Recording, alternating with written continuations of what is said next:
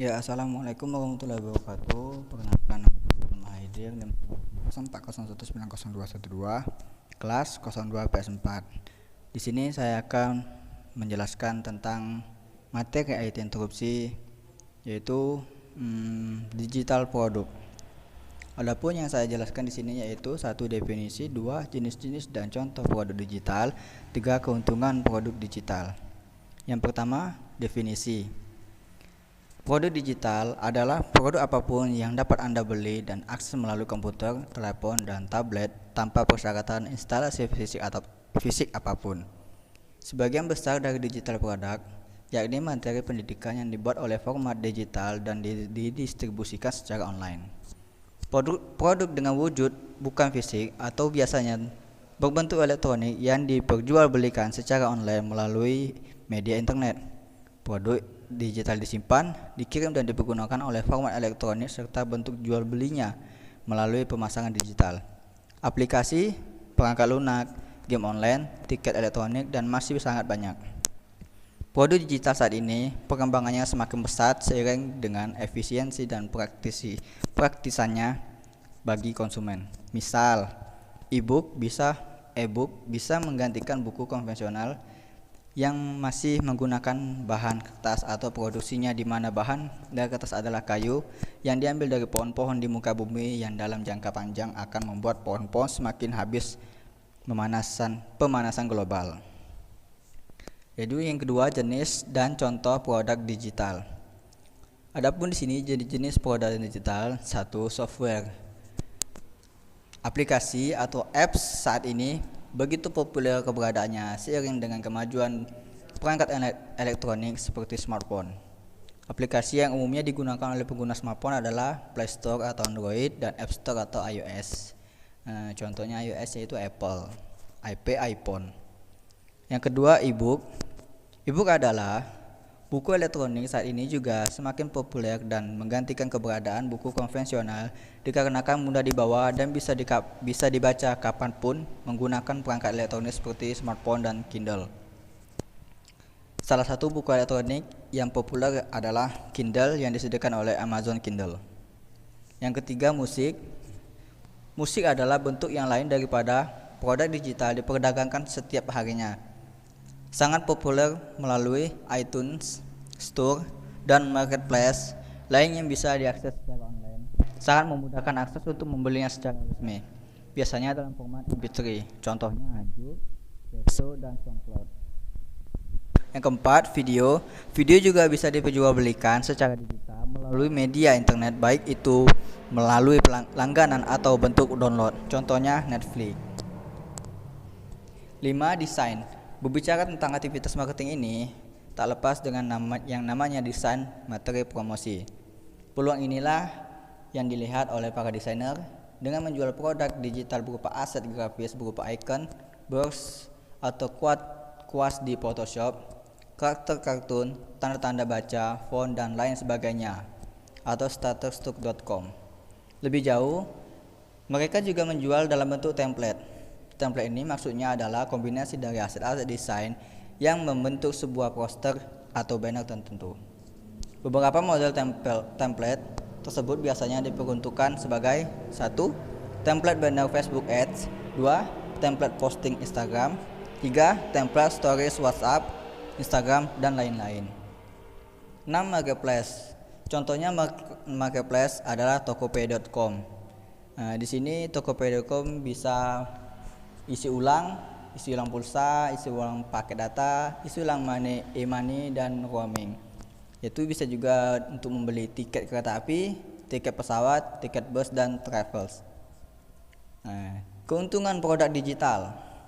1. Mengurangi biaya produksi. Produksi digital lebih hemat biaya jika seseorang ingin menjual karya tulisannya berupa buku atau offline dan e-books atau online. Maka bisa dibandingkan jika penulis tersebut menjual secara offline dalam bentuk buku akan membutuhkan biaya percetakan yang tidak sedikit. Sedangkan apabila menjual dalam bentuk e-books, cenderung akan memakan biaya yang lebih kecil dibandingkan produk fisik atau buku. Selain itu, keuntungan menggunakan produk digital mudahnya memperbanyak produksi, yakni tinggal copy paste untuk menambah jumlah produknya. Kedua, mudahnya jaringan bisnis. Mudahnya jaringan bisnis merupakan sebuah keuntungan menggunakan produk digital. Mengapa demikian? Seperti yang kita ketahui bahwa pemasaran online serta dukungan banyak alat akan lebih mudah diakses dan mengembangkannya seperti melalui media sosial, Google dan lainnya. Maka dengan demikian penyebar luasan produk akan lebih mudah. Yang ketiga, jadwal kerja yang lebih fleksibel. Memiliki bisnis sendiri atau memberikan banyak kebebasan, akan tetapi ketika kita menjual produk fisik, maka secara otomatis kita dibatasi oleh lokasi kantor dan jam kerja. Contoh, ketika ada pesanan, maka barang harus diambil, dibungkus dan diberi label sebelum dikirim untuk memastikan pengirim tepat waktu. Barang digital tidak memiliki keterbatasan ini. Kita bisa mengatur jadwal sendiri dan bekerja kapanpun dan dimanapun. Keempat, pasar internasional. Tidak seperti produk fisik, produk digital tidak memiliki hambatan seperti bea cukai atau pembatasan pengiriman. Bila kita menjual produk yang downloadable, maka tidak peduli seberapa jauh pelanggan berada, kita bisa menjangkau siapa saja selama mereka memiliki akses internet. Baiklah, pertemuan ke-6 telah selesai, maka akan kita lanjutkan ke pertemuan ke-7, yaitu text talent. Yang dimana sini kita akan membahas tentang definisi tech talent pada transformasi 4.0, skill tech talent. Yang pertama, definisi talent adalah potensi atau kemampuan khusus dan unik yang dimiliki oleh seseorang. Teknologi adalah keseluruhan sarana untuk menyediakan barang-barang yang diperlukan bagi kelangsungan dan kenyamanan hidup manusia. Teknologi dapat disimpulkan sebagai alat, mesin, cara, proses, kegiatan, ataupun gagasan yang dibuat untuk mempermudah aktivitas manusia dalam kehidupan sehari-hari. Tech talent merupakan proses terkait pengelolaan manajemen sumber daya manusia (MSDM) perusahaan di mana proses-proses tersebut semakin dioptimalkan dengan dukungan teknologi informasi. Tech talent yang dibutuhkan oleh perusahaan dalam transformasi 4.0. Tech talent, tech pool, rekrutmen atau pengarahan, job candidate atau calon kerja, mengubah cara perusahaan menemukan bakat dan orang menemukan pekerja selengkapnya tentang mengubah. Talent-talent yang sangat dibutuhkan. Memahami talent apa yang dibutuhkan dapat dimulai dengan memahami kemampuan apa yang dibutuhkan bisnis digital. Meski hasilnya kan bervariasi, bisnis digital yang sukses memiliki beberapa ciri umum, yakni berfokus pada pelanggan, beroperasi dengan cepat, responsif dan gesit, serta dapat menciptakan rasa kepemilikan. Dengan langkah perubahan yang cepat, perusahaan akan semakin perlu untuk dapat terlibat dengan ekosistem yang lebih luas, yang mencakup berbagai bisnis dan teknologi. Di sini kita akan melihat tentang bagian-bagian dari tech talent. Pertama, desainer dan insinyur berpengalaman selengkapnya tentang desainer. Kedua, scrum master dan pemilihan kelincahan. 3, pemilih produk. 4, arsitek full stack. 5, insinyur pembelajaran mesin generasi berikutnya. 6, insinyur develop. Yang pertama, experience designer and manager atau desainer dan insinyur berpengalaman selengkapnya tentang desainer. Pada saat pengalaman pelanggan menjadi semakin penting, perusahaan perlu berinvestasi pada IT talent untuk memberikan pengalaman tersebut. Dengan desainer berpengalaman yang secara khusus berfokus pada hati pelanggan melalui penelitian etnografi, Human-centered design, dan siklus test and learn yang cepat, perusahaan dapat semakin cepat menenangkan hati pelanggan. Contohnya, front and mobile manager yang biasanya merupakan software manager berpengalaman 3 hingga 5 tahun dalam membangun antarmuka pengguna seluler dan web yang berkinerja tinggi, dapat diskalakan dan elegan. Mereka membawa keahlian mendapat dalam teknologi web dan seluler front end yang mencakup HTML berbasis browser, CSS, dan kerangka kerja JavaScript modern, dan platform seluler asli di iOS dan atau Android. Kedua, Scrum Master and Agility Coach. Agile development, di mana perangkat lunak berkembang pesat dalam siklus berulang, adalah inti yang menggerak mesin teknologi. Keberhasilan pendekatan Agile bergantung pada kepemilikan Scrum Master untuk mengelola tim selama proses pengembangan. Scrum Master membutuhkan banyak hanya kepemimpinan yang hebat dan memampukan timnya, tetapi juga memahamkan pemahaman yang mendalam tentang teknologi dan kemampuan untuk menyelesaikan masalah dengan cepat. Sama pentingnya dengan Scrum Master ini di tingkat tim untuk mengukur budaya Agile di seluruh organisasi. Anda membutuhkan Agile Coach. Mereka memiliki keterampilan komunikasi dan pengaruh yang kuat, dapat membuat dan meluncurkan rencana untuk mendukung proses Agile di seluruh bisnis dan menerapkan indikator kinerja utama atau KIP yang dapat diukur dan metrik untuk melacak kemajuan. 3. Product Owner. Peran ini sering disebut juga sebagai mini CEO untuk produk digital. Pemilik produk dengan jelas mendefinisikan visi suatu produk atau layanan, diberdayakan sepenuhnya untuk membuat keputusan yang memberikan nilai bisnis yang tinggi dan berfokus pada KPI untuk melacak kemajuan. Pemilik produk bekerja langsung dengan pengembang, insinyur, desainer pengalaman, dan pemangku kepentingan lainnya dalam bisnis setiap hari. Mereka perlu memahami teknologi dan masalah pengalaman pengguna untuk membuat trade-off yang tepat dalam memutuskan fitur produk atau layanan untuk dikembangkan. 4. Full Stack Architect. Peran ini sangat penting dalam lanskap teknologi yang lebih kompleks dan cepat berubah. Full Stack Architect harus fasih di semua komponen teknologi yang mencakup antarmuka pengguna web atau seluler, layanan mikro, middleware, dan database back-end, dan memiliki kedalaman di satu atau beberapa area. Ketika bisnis semakin terlibat dengan ekosistem teknologi eksternal, Full Stack Architect dapat memberikan keahlian dalam perangkat lunak paket pihak ketiga, kelancaran dalam beberapa teknologi berkembang biak terbaik, dan pengalaman dengan strategi integrasi multiteknologi. Next Gen Machine Learning Engineers.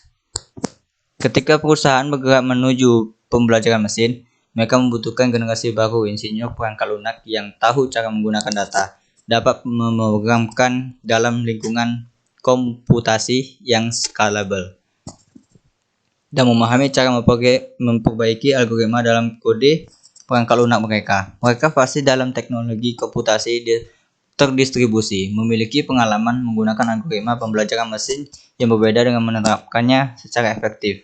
Misal, memiliki model yang tepat, memutuskan prosedur pembelajaran yang sesuai dengan data, memahami parameter berbeda yang mempengaruhi pembelajaran, dan lain-lain. Dan pemahaman penukaran dengan pendekatan yang berbeda. Insinyur develop.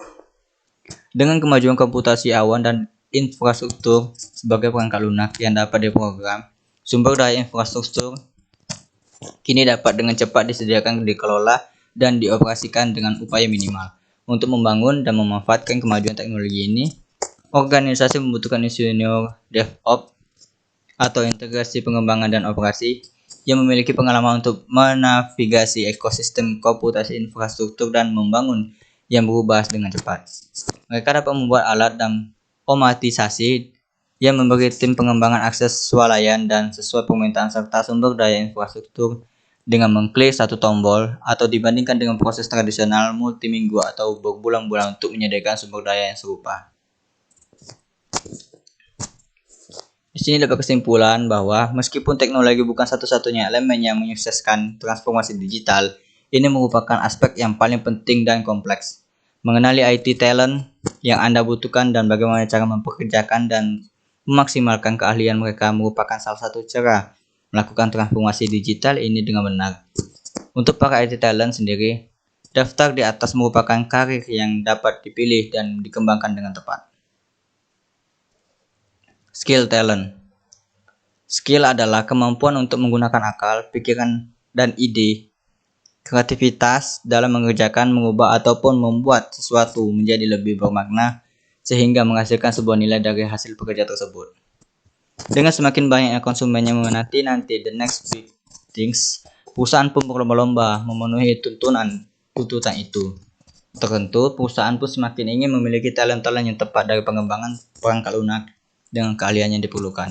Generasi pengembangan perangkat lunak berikut harusnya lebih dari sekedar coders. Mereka harus menjadi pemecah masalah institutif yang dapat meneliti gambaran besar. Teamwork. Dalam membangun sistem IoT, kerjasama tim dibutuhkan. Tim dasar IoT mencakup masing-masing seorang electrical engineers, mechanical engineers, industry engineers, embedded system designer, back-end developer, front-end developer, and product manager. Semakin banyak pengetahuan yang dimiliki masing-masing anggota tim terkait peranan setiap anggota tim lainnya, tujuan sistem, dan pengguna akhir sistem, semakin baik fungsi keseluruhan sistem. How to develop. Pergi dan cobalah berbicara dengan seseorang anggota tim dari divisi berbeda, misalnya dari divisi perangkat keras, untuk belajar tentang korelasi konsumsi daya CPU dan frekuensi operasi jamnya. Pergi dan cobalah berbicara dengan seorang dari tim pengembangan aplikasi cloud untuk belajar tentang manfaat dari database di memori. Business Intelligence. IoT terkait pengumpulan, penyimpanan, dan analisis aliran data dari perangkat pintar. Jika kita tidak memahami nilai data, bagaimana akan bisa memahaminya? Perangkat keterampilan yang diperlukan terhadap analisis data sensor, manajemen pusat data, analitik prediktif, dan pemrograman dalam Hadoop dan NoSQL. How to develop.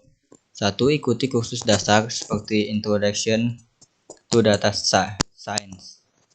2. Pelajari tentang bagaimana analitik prediktif dan dapat membantu pabrik meningkatkan output mereka sekaligus mengurangi biaya. 3. Pergi dan cobalah berbicara dengan industri skala kecil di sekitar untuk mencari tahu parameter apa yang harus diukur untuk meningkatkan output. Information Security. Internet of Things sudah mengalami beberapa serangan seperti DDoS. Botnet keamanan tidak boleh dijadikan opsi dalam pengembangan perangkat IoT. Keamanan merupakan hal wajib. Keinginan untuk menjaga keamanan informasi berarti bahwa pengembangan yang terbiasa dengan vulnerability assessment, politik key infrastruktur, security, ethical hacking, and wireless network security will be key players. How to develop. Ikuti kursus Cyber Security Specialization atau Security Essential. Pelajari cara melakukan serangan brute force dan cara meningkatkan kekuatan kata sandi dan CAPTCHA untuk bertahan. Cari tahu protokol yang digunakan untuk mendaftarkan sertifikat digital ke perangkat IoT jarak jauh. UI atau UX Design merupakan pengetahuan umum. Jika konsumen tidak akan memberi produk yang tidak bisa mereka gunakan. Antarmuka antara alat dan konsumen gunakan haruslah efektif dan mudah ramah pengguna. Responsive web design atau dengan visual yang dinamis merespon ukuran layar, platform, dan orientasi. And service design atau memastikan bahwa ujung produk adalah user merupakan skill yang sangat dibutuhkan pada aspek ini. How to develop. Ikuti kursus terkait product design ataupun UI, UX, pahami dan pelajari perbedaan UI dan UX dan cobalah menjelaskan pada orangnya atau teman. Pelajari tools desain basic seperti Photoshop. Mobile development. Mengontrol 90% pasar Android dan Apple iOS membutuhkan pengembangan, utamakan terkait perangkat IoT yang nantinya akan dikelola menjadi smartphone. Kemampuan khusus yang akan lebih dicari ialah untuk mengembangkan aplikasi dapat berkomunikasi dengan perangkat keras dan sensor eksternal. How to develop. Ikuti kursus terkait Android App Development. Pelajari kerangka kerja modern dari pengembangan aplikasi. Hardware interfacing. Pemrograman perangkat keras penting jika ingin menjadi embedded engineers. Mempelajari bagaimana interface program seperti GPIO, I2C berjalan berpenting untuk mendukung kesuksesanmu. Mengetahui setidaknya satu sistem operasi seperti Linux dan satu sistem tanam seperti Chotiki akan sangat menyenangkan jika memilikinya. How to develop? Ikuti kursus dari spesialisasi ini, misalnya create your own Internet of Things device. Pelajari perintah basic Linux, Shell, dan bagaimana cara membaca GPIO via sys. Coba explore IoT Visual Lab dan bangun aplikasi IoT pertamamu. IP networking.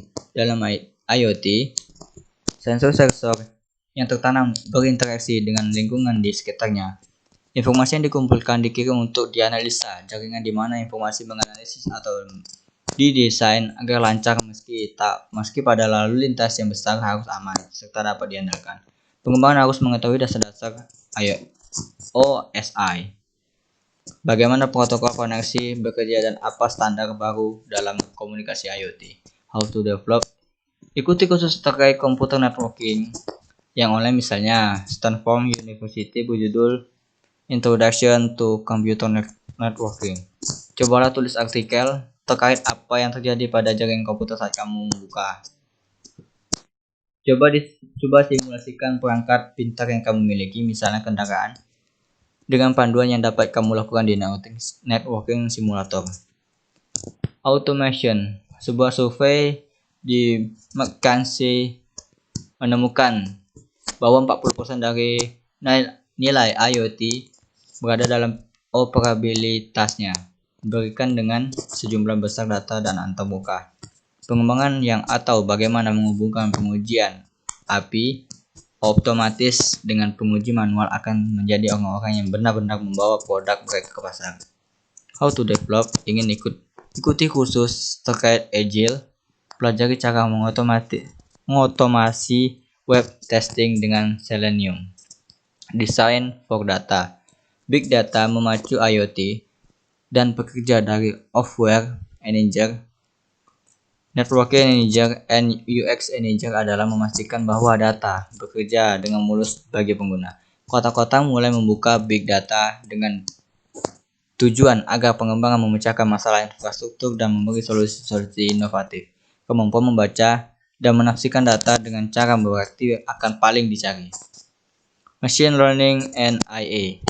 Mengumpulkan dan menganalisis sejumlah besar data yang hanya masuk akal jika kita mampu mengurangi pola dan akhir memprediksi hasilnya.